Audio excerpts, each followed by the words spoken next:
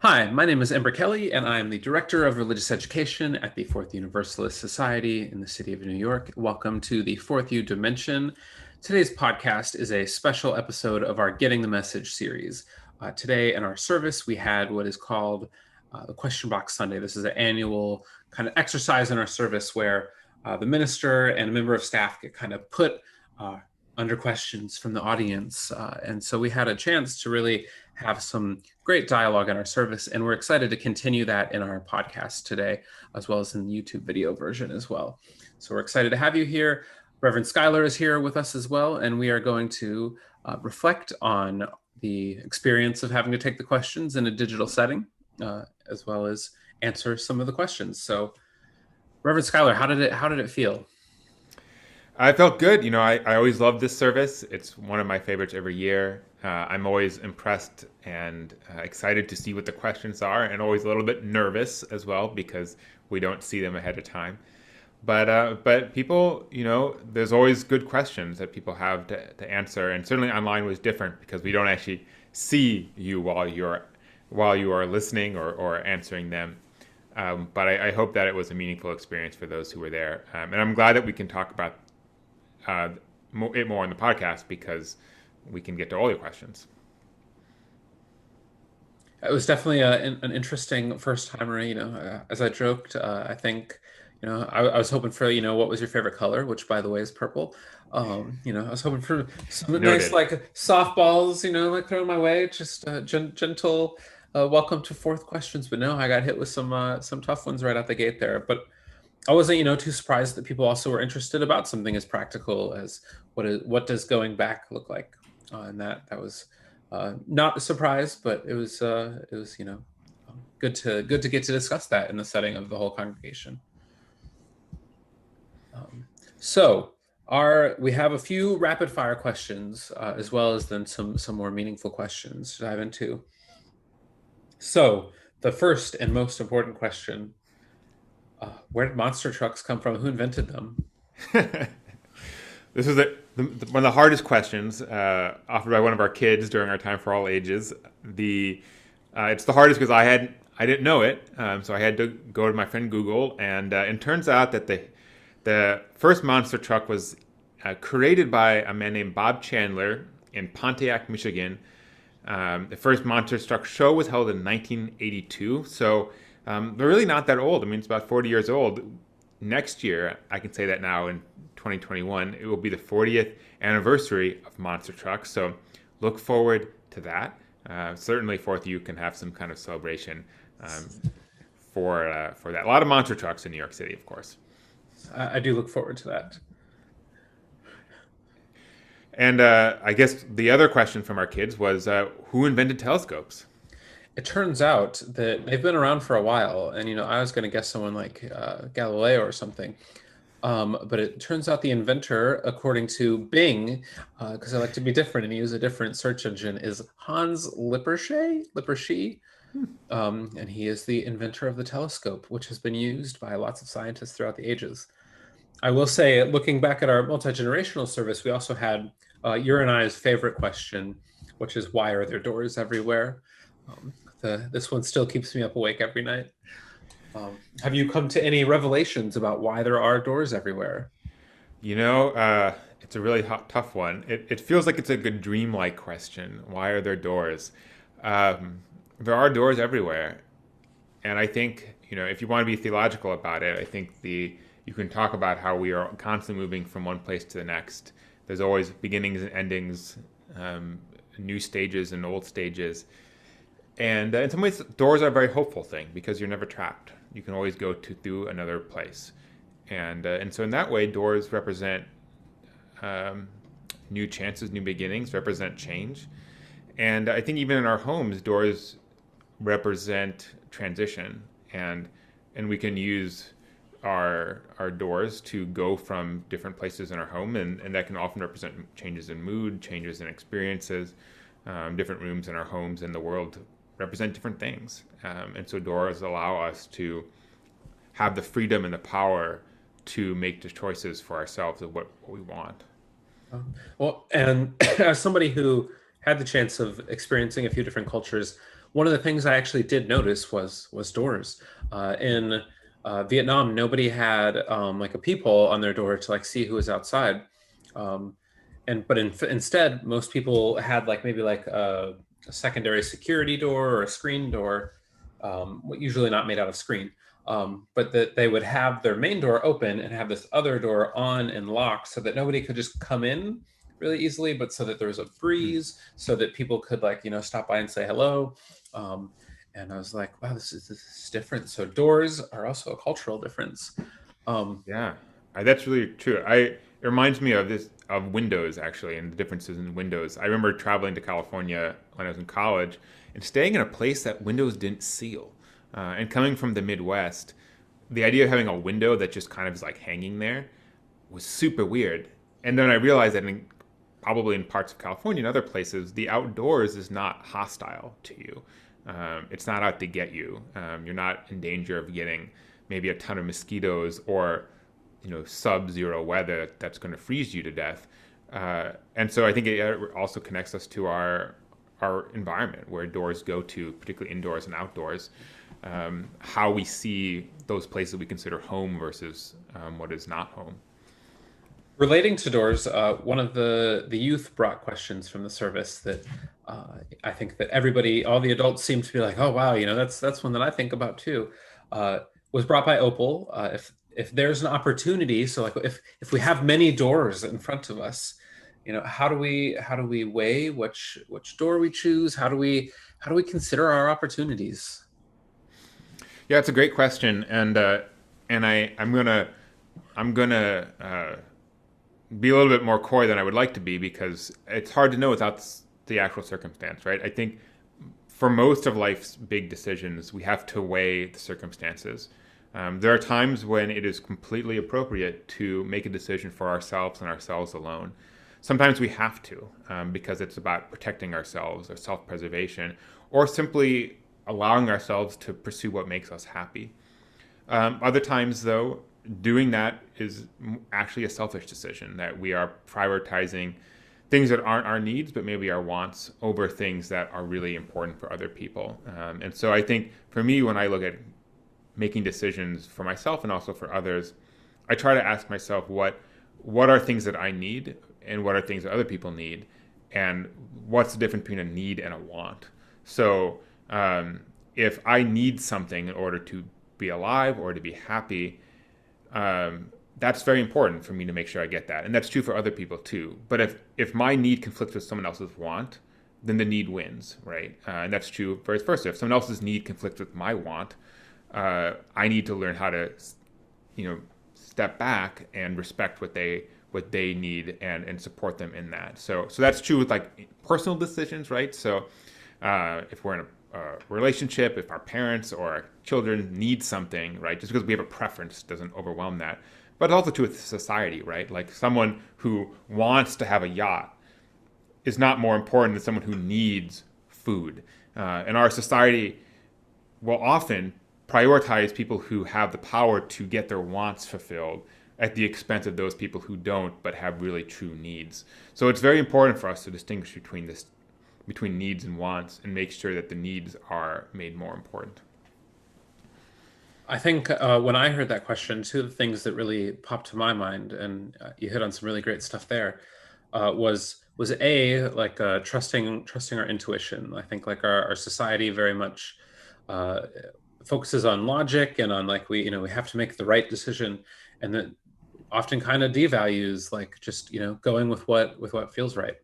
And I think that learning to trust yourself is a really important part of self-development. It's actually a part of my New Year's resolution for 2021 is to work on trusting my intuition. So that's a good way in discerning opportunities.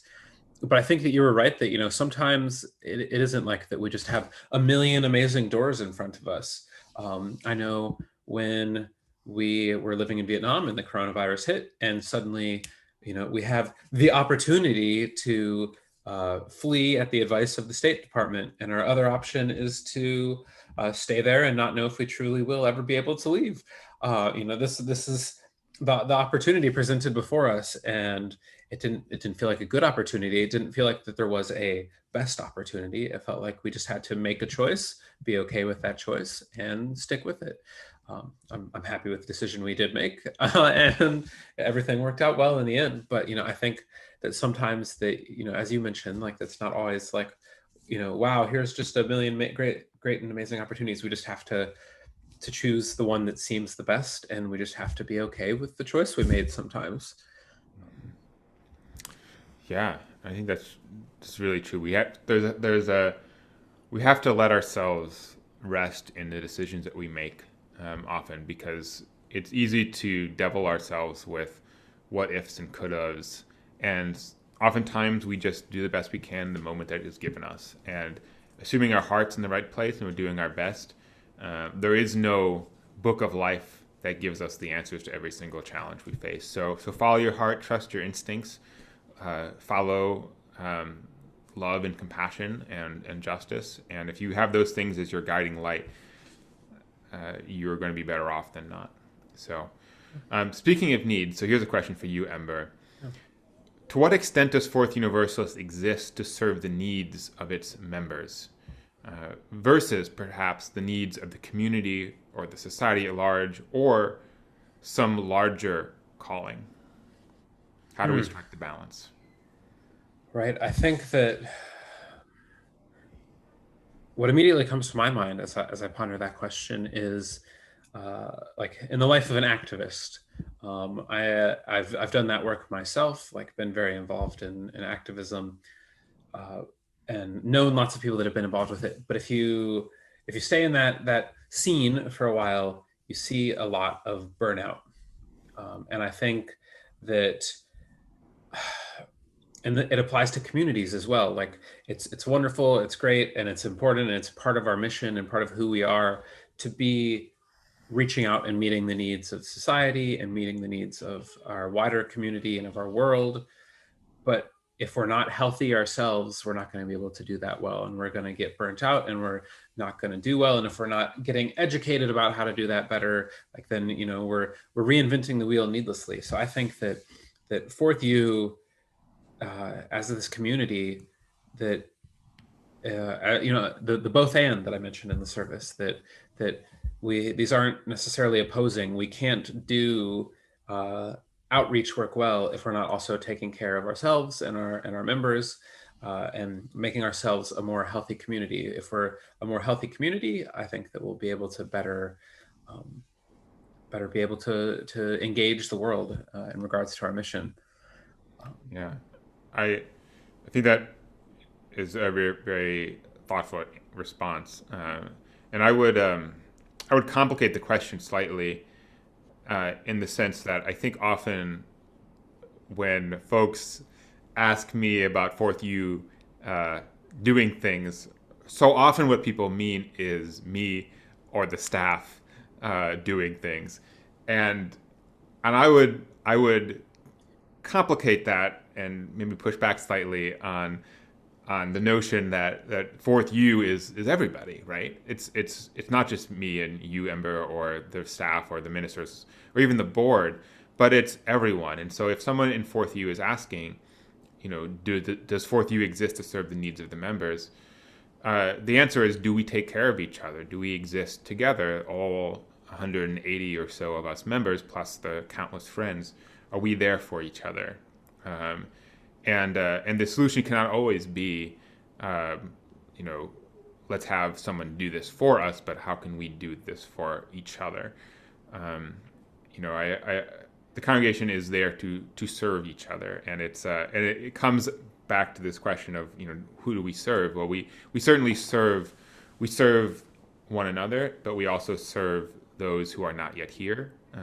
If the pandemic has taught us anything, it's that the work of this congregation is beyond just those people who are here. And so we're not just a circle of friends, right, taking care of each other. We're not just we don't all know each other, and the congregation is not just the people we know, and it exists to serve all the people who've not yet found us. And so we are stewards both of each other, but also of those people who who have not yet entered, and yet their lives will be improved because they have found us. And so we hold the space for them and create the community that is a place for them as well. I think that's some solid complication of that question. So I think a lot of the questions grappled with UU identity, and one of the most common UU jokes is that when UUs are singing a song, the UUs are always reading the next line to decide if they agree with it or not. This is the very, like, in my 6 months of UU experience, like UUs, they love questions. They love Question Rock Sunday. But so when we're grappling with things like songs, maybe sacred texts, when the language of these is, maybe really overtly male or kind of offensive, like how do we handle that? What should we do? Yeah. So it's always a tricky thing, right? I think Fourth Universalist and Unitarian Universalism in general should be and often is, but not always, sensitive to the histories of pieces of music as well as other histories, other art forms that come out of a time when people were not as sensitive to the diversity of the human experience as we try to be today. We saw today, we had a song, Blowing in the Wind, which has the song, the phrase, how many roads can a man walk down? Obviously not everyone is a man, not everyone is a woman. There's lots of different ways of being a gender if you identify as one. There are ways that you can adapt those pieces of music that are, I think, ethical. It's also sometimes challenging to adapt pieces of music because their author may not want you to do that. And so there's also some question about respecting artistic integrity.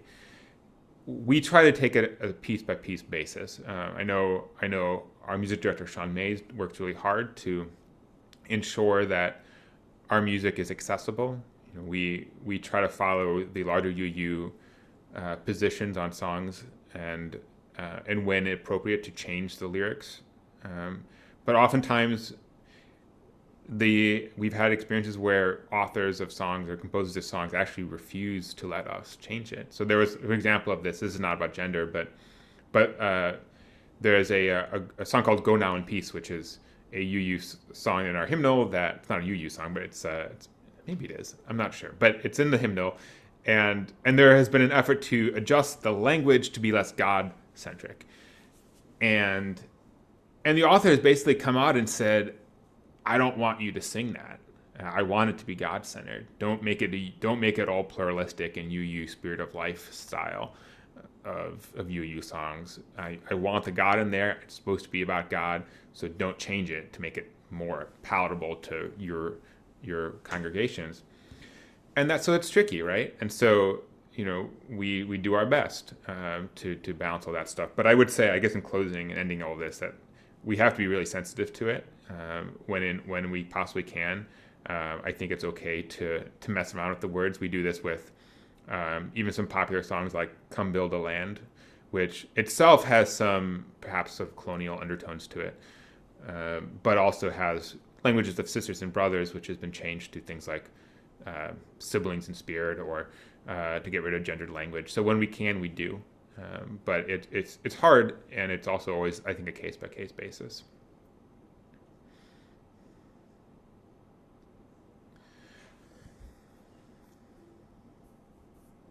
Let's see. On a practical question, how is the roof project coming along?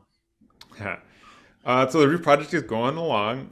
It ran to a little bit of roadblock because the Department of Buildings decided to, after approving it when the roof project started, complain about our scaffolding and basically put a stop work order on the roof, which was not ideal.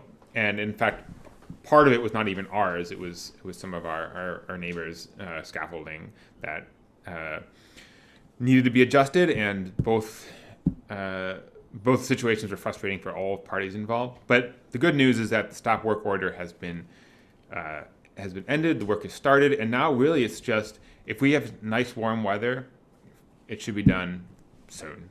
certainly before the spring. It's just a matter of needing the temperature to be high enough so that we can do the moldings. And then once then the scaffolding will come down, and then we can start on the ramp for the next project. So there's hopefully by the time we're back together, there will be no scaffolding. There may be a ramp. I mean, don't quote me on that because these things that we know take a while, but there's lots of great progress. I look forward to my first time getting to actually, see the roof on its own since I started the position. Yeah.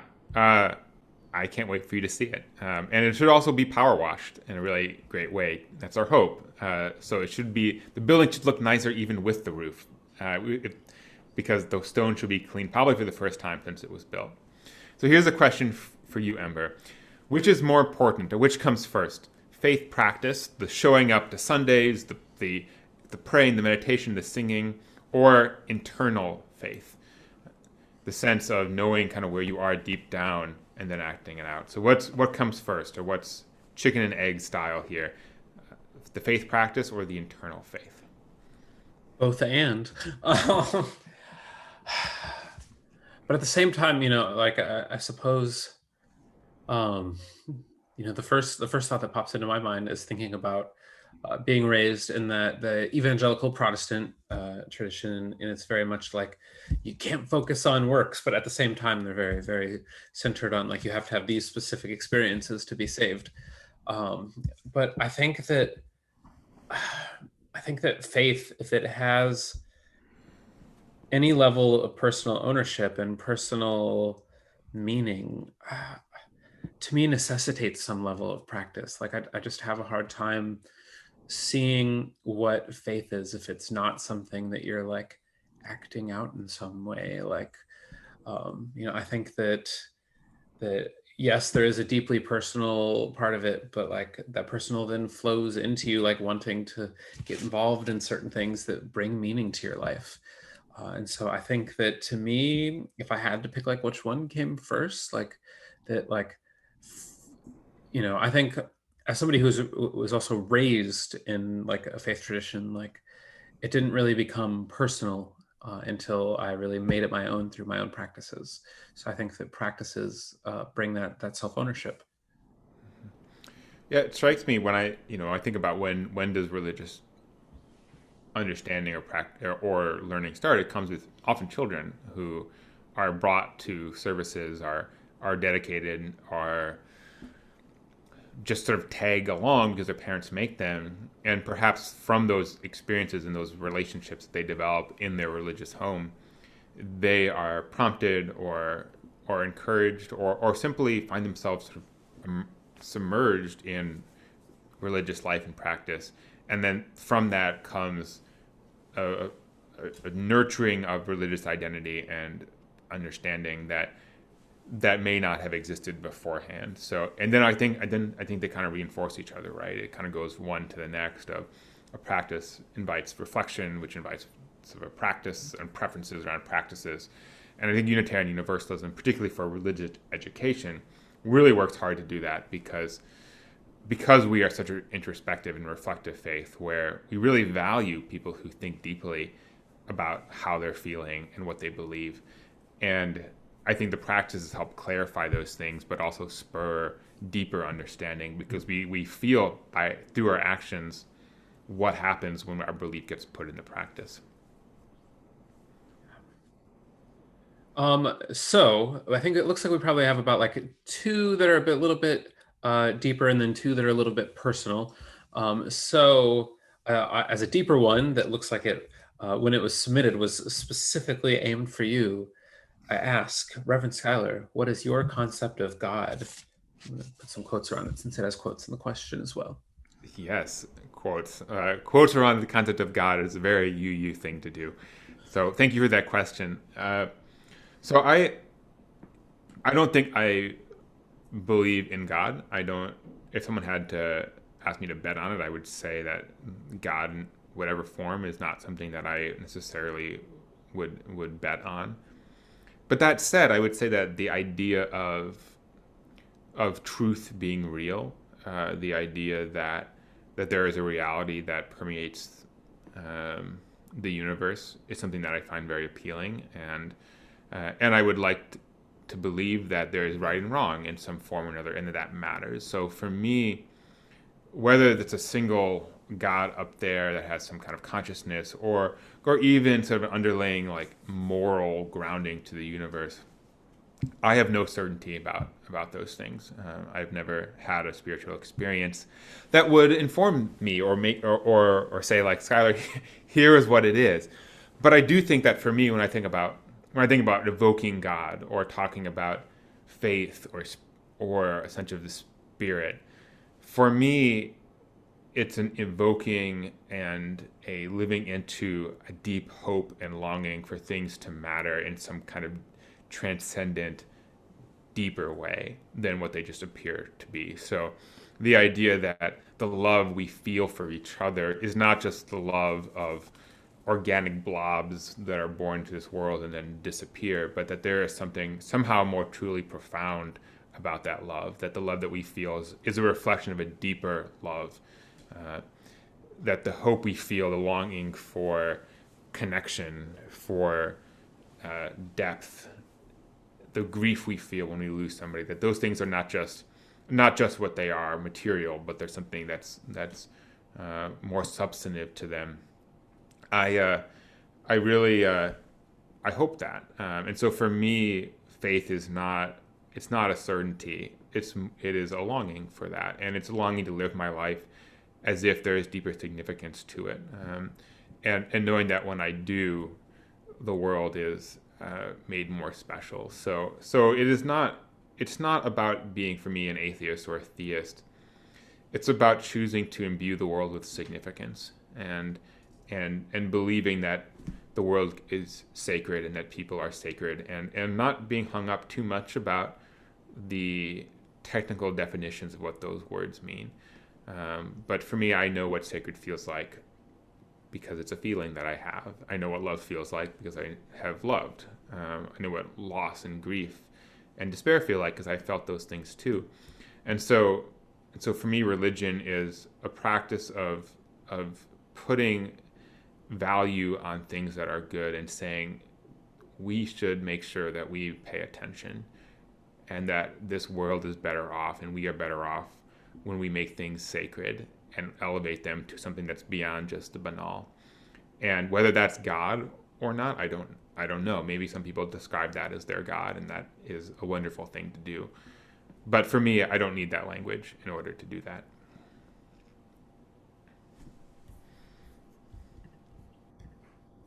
I think that's very excellent.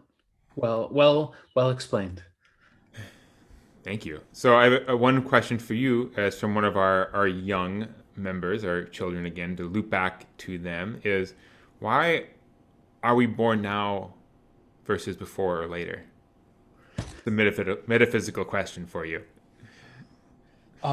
So I think, uh, gosh, I grew up a big history nerd, and I think you and I have actually talked about that on these podcasts before, is we both grew up a bit of history nerds, and I think that any history nerd perhaps comes with a little level of that. Oh, it wouldn't have been interesting to like live then and be in the middle of all of this and doing this. But I think if 2020 has shown us anything, is that we are in the midst of all of this. I think, as you said, as 90s kids, we were raised with this, like, we're at the end of history, like we're as good as it gets, like this is what it is. But history is still being made, so in some strange way, I'm sure that as was talked about in the service, that in 40 years maybe someone will be like, wow, I really wish I grew up in the 2020s. Or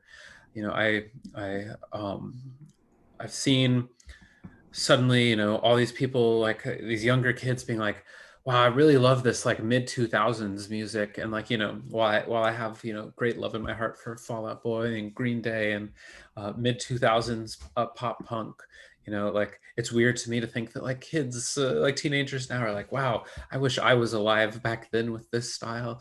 um, it was not quite as exciting as you think. So I think that it's important for us to like value that we are alive in the moment that we are in, and that every person in every time period, they've had their challenges, they've had to rise to face those, and we have that opportunity for ourselves. there is no moment in time that is boring or unimportant, and oftentimes you need history in order to give the lens and be able to be back further enough to see the significance of that moment. But every moment is important, and if it's not seen that way, it's simply because we haven't, as a society, come to understand or see it as significant.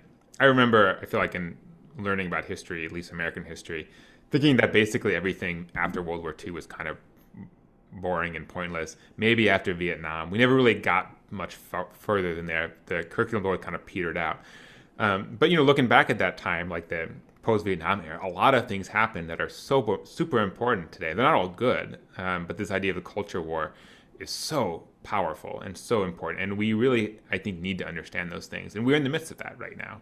I think it's easy to have things like wars or these sort of defining moments define our history, but in some way, it's in the subtle things, the shifts of consciousness, the developments of ways that we are together, that are truly what are most fascinating. I mean, you and I, Ember, have lived and grew up in a moment of tremendous change. I remember when we got our first computer, when the my elementary school, got their computer lab, and I had to learn as a third grader how to use a computer. Like that is a really strange moment. But at the same time, I remember the time before computers, and there will be a time in our lives probably when we will be the only generation who remembers that, the time before computers were there, and that will feel very antiquated and odd. And there may be some people who look back and think that would have been a great time to live, in that moment, that burst of energy, right? That burst of creativity, when this technology was coming out and we didn't even know, right, what was going to be happening. So I'm sure there's a lot that's going on right now that people will be curious about. I hope it's a positive shift, that people look back and say this was the beginning, like you talked about during the service, Ember. Yeah. Is it too soon to get a degree specialization in 2020 studies? You know, it's 2021 now, so we can already start getting our degree in 2020 studies. That's right. That's right. There'll be a lot of books. There'll be a lot of miniseries. I'm sure there'll be. I don't know. I'll be really curious how history remembers this year, and of course, a lot will depend on how 2021 goes. Definitely. So maybe one final question. Yeah. Ember, what is something that you miss from pre-pandemic? Man. Uh, what is something I miss? I think what I probably miss the most. Um, hmm, Gosh, I mean, it's so complicated with my travel history and with like being abroad. So like part of me is tempted to say like being near friends and family, but we were thousands of miles away from our friends and family. Or like going to restaurants, but we still go and we still order food. So like there's some level of that. Yeah, I think that what I miss most, more than either of those, is just um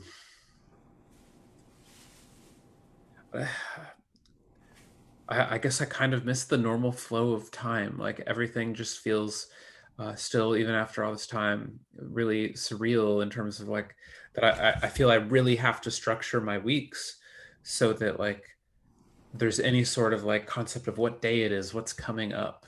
And I miss just like that sense that there was a time that I didn't feel that I had to do that quite as much because the days just kind of happened. Whereas now I feel like I really need to like plan ahead and be really intentional. So I suppose I miss that a little bit. Hmm, that's What interesting. about you? Well, in some ways, what you're saying that you miss is something that I actually will miss. I like the schedule of the pandemic. I like the freedom of being grounded. In some ways, it's like sacred time in the sense that it's removed from the ordinary. That the world is in a way that it never has been in my lifetime, going through a shared communal experience together. We're sharing a reality. If not, obviously, the world is very divided, but it also there's something about being grounded, being um, online in the way that we are, that feels simple, that it feels less torn in my mind, torn between many different commitments. It's simple, it makes things, I'm not running around the city all the time. I'm not feeling like I have a million things to do. So those things are things that I feel like I've gained from it. But I think I miss the ease of seeing people. I miss whether it's the fourth U members and friends, the wonderful sanctuary, being there with everyone. I think I miss the energy that comes with travel and the reboosting that it does for me. Where if I go someplace, not having a car and having my wife be pregnant means we can't really go anywhere because she's vulnerable to COVID particularly, and we don't have the freedom to really move around and don't want to take a plane. So we really have been grounded here, and I do miss the ability to get out. And I know a lot of people have been doing that, and many have been doing it very safely, but it's not feasible for us. And we definitely have used travel as a way to recharge. And so it's been challenging to find ways of doing that while being in the same apartment for months on end. And that hasn't been horrible, but I do miss those places. I miss going to Florida where our family has a place. And I miss going to Wisconsin where my parents live, and just to drive around and not feel like worried about things. So that one definitely resonates. I feel like we've had a chance for a little extra adventure because we just moved here, so it is all new to us. But like, yeah, I do miss that like excitement of like getting to travel and do something. So that one resonates with me as well. So thank you for taking the time. Thank you for all of our listeners for this slightly longer than normal getting the message. But we hope we had a chance to, between this and the service, really get a chance to wrestle with some of the questions that you all provided us. So thank you, Reverend Schuyler, for taking the time to be on today. Thank you, Ember, for having me. These are always fun. And thank you to our listeners. We will see you in the coming week.